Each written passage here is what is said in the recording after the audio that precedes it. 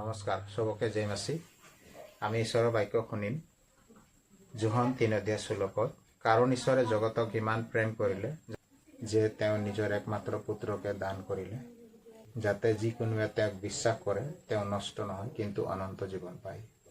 বাক্যত লিখা আছে, কাৰণ ঈশ্বৰে জগতক ইমান প্ৰেম কৰিলে।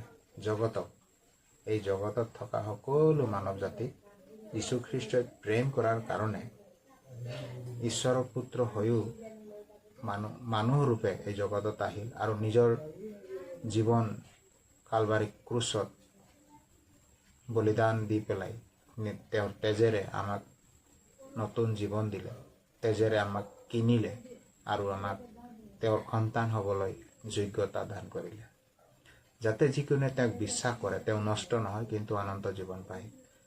এই পবিত্ৰ বাক্যত লিখা আছে, যিজনে প্ৰভু যীশুক বিশ্বাস কৰে তেওঁ নষ্ট নহয় কিন্তু অনন্ত জীৱন পায় বুলি।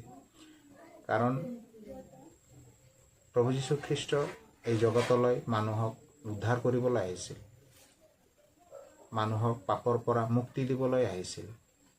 গতিকে প্ৰিয় ভাই ভনীসকল, আমি সকলোৱে যাতে প্ৰভু যীশুক জীৱনত নিজৰ পিতৃ হিচাপে বিশ্বাসেৰে জীৱনত যাতে গ্ৰহণ কৰোঁ আৰু আমাৰ জীৱনৰ উদ্ধাৰ, আমাৰ জীৱনৰ মুক্তি, আমাৰ জীৱনৰ পৰিত্ৰাণ যাতে আমি পাবলৈ সক্ষম হ'ব পাৰোঁ, এই কামনাৰে এই পবিত্ৰ বাক্য তোমালোক সকলোকে এই বাক্যৰ যোগেদি তোমাক আৰু মোক সকলোকে আশীৰ্বাদ কৰোঁ।